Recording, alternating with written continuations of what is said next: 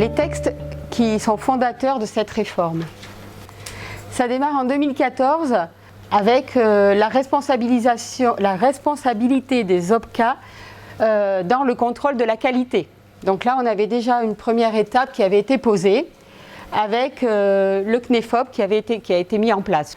À l'issue de 2014, ça s'est concrétisé au travers d'un décret qui était le décret du 30 juin 2015 qui définissait les 6 critères liés à la qualité que l'on retrouvait dans Datadoc.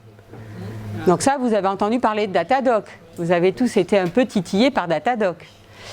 Et avec les reconnaissances par le CNEFOP des certifications équivalentes avec la création donc, du fameux Datadoc. Et il fallait qu'on soit datadocké pour pouvoir proposer certaines formations et avoir les financements associés. 2018, la loi liberté de choix, de choisir son avenir professionnel, donc 5 septembre 2018, avec le référentiel national qualité qui est l'objet de notre réunion d'aujourd'hui. 7 critères déclinés qu'on verra tout à l'heure en 32 indicateurs. Et l'objectif 2021, nécessité d'être certifié pour l'ensemble des organismes de formation qui voudront pouvoir avoir des financements publics. Alors comment on est passé de 2018 à 2021 ? C'est quoi cette loi du 5 novembre ? Eh bien, je vais donner la parole à Damien pour en parler. Donc l'obligation de certification, en fait, il est mis en œuvre pour, non pas les fonds mutualisés, ce qu'on aurait pu penser, mais il y a eu un décret là, qui a été publié en août et qui précise finalement à qui cette obligation se met en œuvre, enfin, quels sont les organismes financeurs qui doivent la respecter. Et j'allais dire, à notre grand étonnement, Vivea n'est pas stricto sensus comme l'ensemble des fonds indépendants dans l'obligation d'avoir des organismes qui sont certifiés pour pouvoir les financer.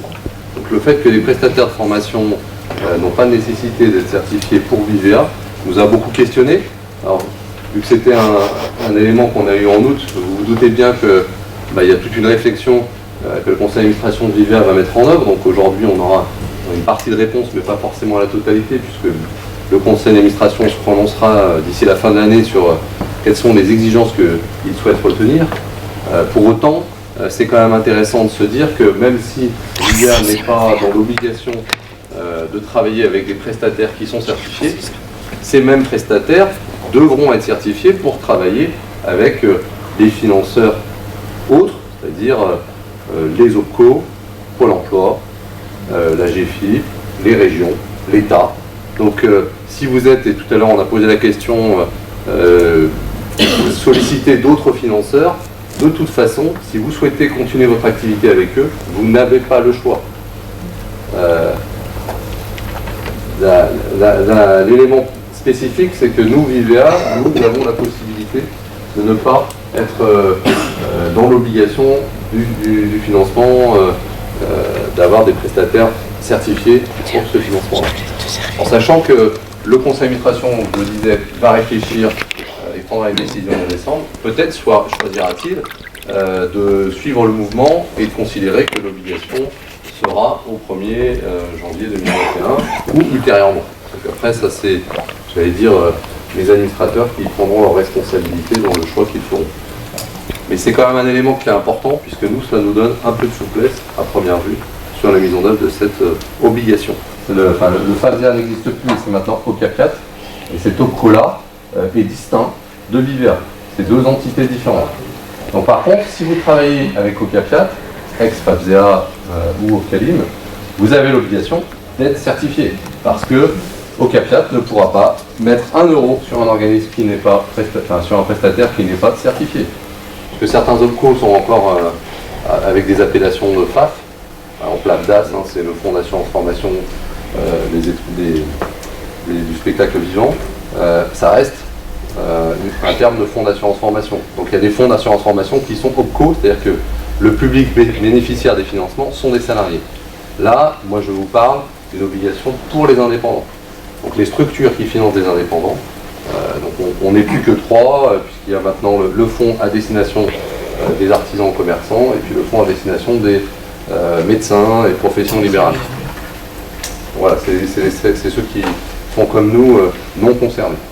Et donc la réforme, elle a été faite prioritairement pour les salariés, on peut dire ça? Alors les réformes sont toujours faites pour les salariés. Voilà. Alors je dirais pas que les salariés, si j'étais un peu taquin, je dirais elles sont faites pour les demandeurs d'emploi, puis pour les salariés. Et après les autres, ils courent derrière. Ce qu'il faut comprendre, c'est que là on parle de la loi. Donc après, il y a les règles édictées par chaque financeur. Parce que là, je suis passée un peu vite sur France Compétences, sur les OPCO. Si vous voulez aller plus loin sur toutes ces informations-là, si vous voulez rentrer dans le détail, allez sur le site de France Compétences, il y a de l'info. Allez sur le site de Centre Info, il y a de l'info qui est d'ailleurs très bien faite. Sur Centre Info, ils ont fait quelques petits supports d'information qui sont très très bien faits et où on a une bonne vision de l'évolution de cette réforme. Alors, pour ce qui nous concerne tout de suite, au niveau des textes, orienté qualité, parce que là on est là pour ça. La réforme, donc c'est 113 décrets et textes d'application, et nous, on a 2 décrets qui nous intéressent et 2 arrêtés.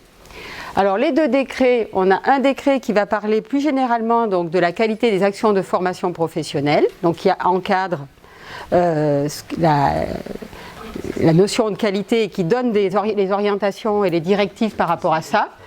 Et puis, on a le décret référentiel national sur la qualité, qui là est le texte qui nous intéresse, parce que c'est dans ce texte-là qu'on va retrouver les critères et les indicateurs.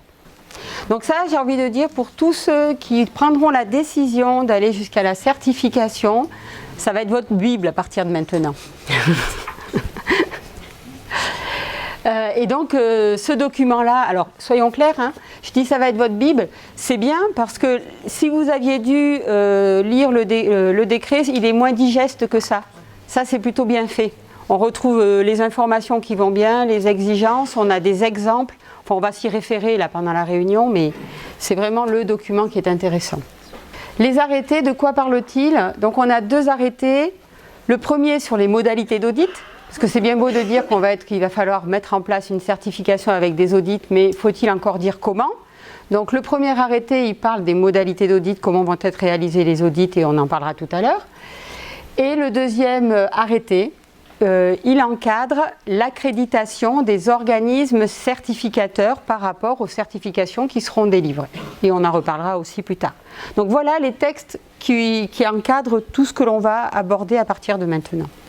Il y a 2 choses. Soit l'organisme de formation est assez conséquent et ça vaut la peine qu'il aille vers la certification.